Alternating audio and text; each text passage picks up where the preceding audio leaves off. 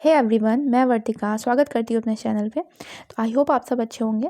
तो आज मैं केवीएस में जो पेडागोजी सेक्शन में यूनिट 5 में guiding principle of child rights दे रखा है, बच्चों के अधिकार की बात की गई है, उसको मैं करवाऊंगी। बहुत छोटा सा टॉपिक है। इससे पहले मैंने आरटीई राइट टू एजुकेशन पे कंप्लीट वीडियो डाली हुई है, लिंक डिस्क्रिप्शन में है, कंप्लीट देख लीजिएगा और उसमें कोई भी पॉइंट मिस नहीं है। और ये मेरे नोट्स हैं जो आपको टेलीग्राम चैनल पे मिल जाएंगे। चलिए स्टार्ट करते हैं। बहुत छोटा सा ये टॉपिक है, ख़त्म करते हैं आज। तो यहाँ पे दे रखा है चाइल्ड क्या है। तो चाइल्ड जो 18 वर्ष से कम उम्र के बच्चे होते हैं, यानी कि 0 से 18 वर्ष के बीच के सभी बच्चों को, सभी व्यक्तियों को चाइल्ड बोला जाता है, बच्चों की श्रेणी में आते हैं। तो सबसे पहले बच्चों के अधिकार की बात किसने की थी?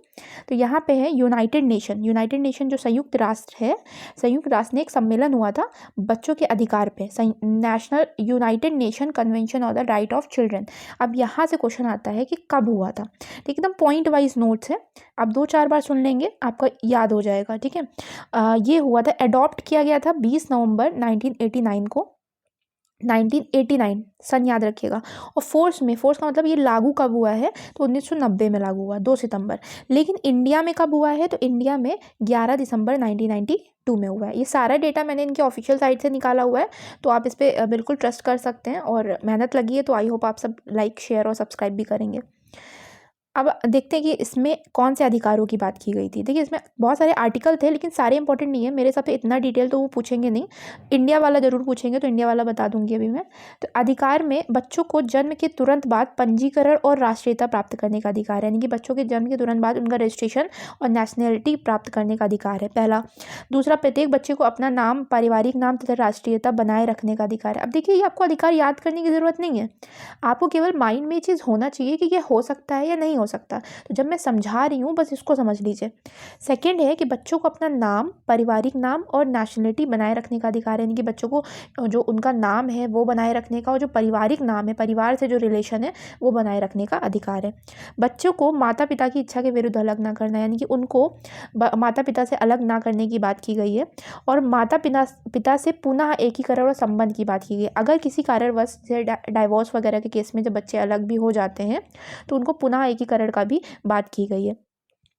फिफ्थ पॉइंट है अपहरण और क्रय विक्रय और व्यापार पर रोक। अब यहाँ देखिएगा कि जो किडनैपिंग होती है या फिर जो खरीदना और बेचना होता है, उस पर रोक है। ये हमारे फंडामेंटल राइट में भी दे रहा है। ठीक है, फंडामेंटल राइट जो 23 है ना, आर्टिकल 23, उसमें भी ये मेंशन है, लेकिन उसमें बच्चे के लेके बात नहीं है, उसमें मतलब पूरी मानव जाति को लेकर के बात की गई है, और यहाँ पे बच्चों को लेकर स्पेशली बात की गई है, बस इतना फर्क है।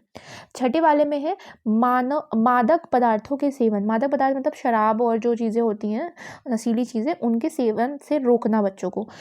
सातवां है लैंगिक शोषण से बचाना, कि उनके साथ सेक्सुअल अब्यूज़ ना हो।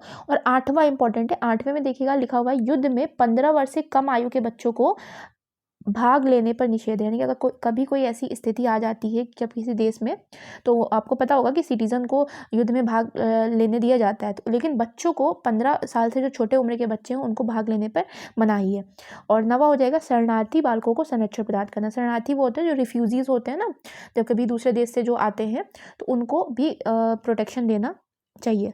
अब 4 मेन प्रिंसिपल हैं, क्योंकि वहाँ तो मेन जो टॉपिक है, अगर सिलेबस देखेंगे तो वहाँ यही दे रखा है, the guiding principle of child right. तो 4 मेन प्रिंसिपल कौन से होते हैं? Right of survival, right to protection, right to participation और राइट टू डेवलपमेंट। सर्वाइवल का मतलब उत्तरजीविका, इनके उनको जो उनके सर्वाइवल है, उनको जीने का हक है, और ढंग से हक है। मतलब अगर आप फंडामेंटल राइट देखेंगे, तो फंडामेंटल राइट में भी हमको लाइफ, जिसमें हमको राइट दिया गया है लाइफ का, ठीक है, और लिबर्टी का। प्रोटेक्शन में संरक्षण का, जिसमें संरक्षण का मतलब जो मेंटली और फिजिकली किसी तरह का उनके साथ अब्यूज़ ना हो, उनको संरक्षण प्रदान किया जाए, आसपास से भी और घर में भी, और जहाँ पे भी वो पढ़ने जाते हैं या फिर सीखने जाते हैं। पार्टिसिपेशन मतलब उनकी भागीदारी का हक है, उनके कोई किसी भी निर्णय में उनकी भागीदारी होना इंपॉर्टेंट है। और विकास में तो आपको पता ही है, विकास का तो पूरा टॉपिक ही पढ़ना है हमको। तो अब देखते हैं, मेन है इंडिया वाला। तो इंडिया वाले में देखते हैं कि जब हुआ क्या, जब पहले वहाँ 1989 में जब यूनाइटेड नेशन ने सम्मेलन किया, उसके बाद यहाँ पे बाल अधिकार संरक्षण आयोग अधिनियम आया था, यानी कि एक एक्ट आया जिसको बोलते हैं commission for protection of child right act. कब आया है? मेन तो यही है, 2005 में आया है। तो लोकसभा में कब पारित हुआ था? तो लोकसभा में 21 दिसंबर को पारित हुआ है लोकसभा में। राज्यसभा में 22 दिसंबर को हुआ है, और राष्ट्रपति ने साइन किए हैं फाइनली 20 जनवरी 2006 को, और इन फोर्स आया है 2007 में। मैंने इसलिए नहीं लिखा क्योंकि मैंने अभी आगे बताया होगा एक पॉइंट कि इसमें एक टोटल 7 अध्याय हैं, और जिसमें से धारा जो 3 है, अध्याय है तो धारा तो होंगी क्योंकि अपने आरटी में मैंने बताया ना 38 धाराएं हैं, वैसे यहाँ पे भी धाराएं हैं, लेकिन सारी धाराएं याद नहीं करना है। यहाँ पे जो धारा 3 है उसमें कह रहा है कि राष्ट्रीय बाल अधिकार संरक्षण आयोग, एक कमीशन बनाया गया, वो एक्ट था, एक्ट के अंदर में एक कमीशन, एक आयोग बनाया गया जो बच्चों के अधिकारों की रक्षा करेगा।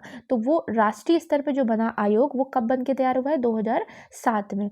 अब इसमें कितने मेंबर होते हैं? तो एक अध्यक्ष होता है और 6 सदस्य होते हैं। अब 6 सदस्य इसी फील्ड में एक्टिव होना ज़रूरी है, शिक्षा के फील्ड में और महिलाओं से रिलेटेड। इसमें 2 महिलाएं होना कंपलसरी है, बस इतना याद रखिएगा, ठीक है। अब जो धारा 17 है, जैसे धारा 3 में क्या था, राष्ट्रीय स्तर पे सेंट्रल लेवल पे काम होता है, उसी तरह धारा 17 में राज्य बाल अधिकार संरक्षण आयोग की बात की गई है, यानी कि state commission for protection of child right की बात की गई। सेम इसमें भी रहता है, एक अध्यक्ष और 6 सदस्य रहते हैं और 2 वुमेन का होना कंपलसरी है।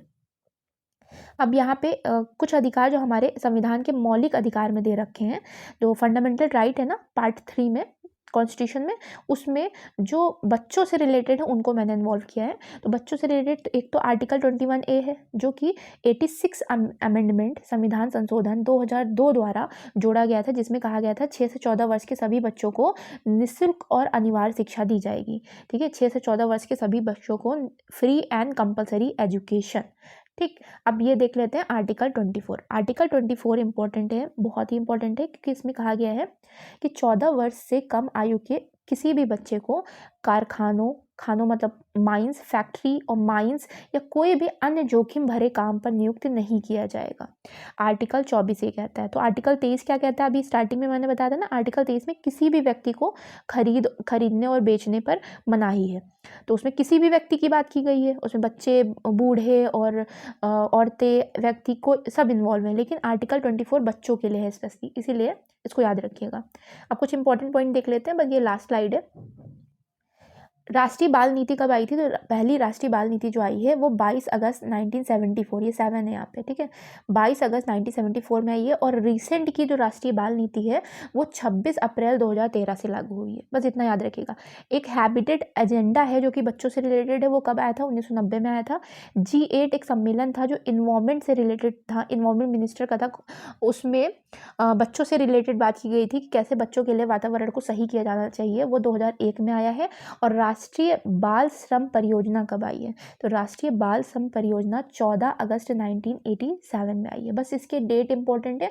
PDF आपको टेलीग्राम चैनल पे मिल जाएगी, चैनल को सब्सक्राइब कर लीजिए, क्योंकि इस पर मैं टॉपिक वाइज नोट्स प्रोवाइड करा रही हूँ, ऐसे यूनिट वाइज करके आपका कंप्लीट हो जाएगा धीरे धीरे।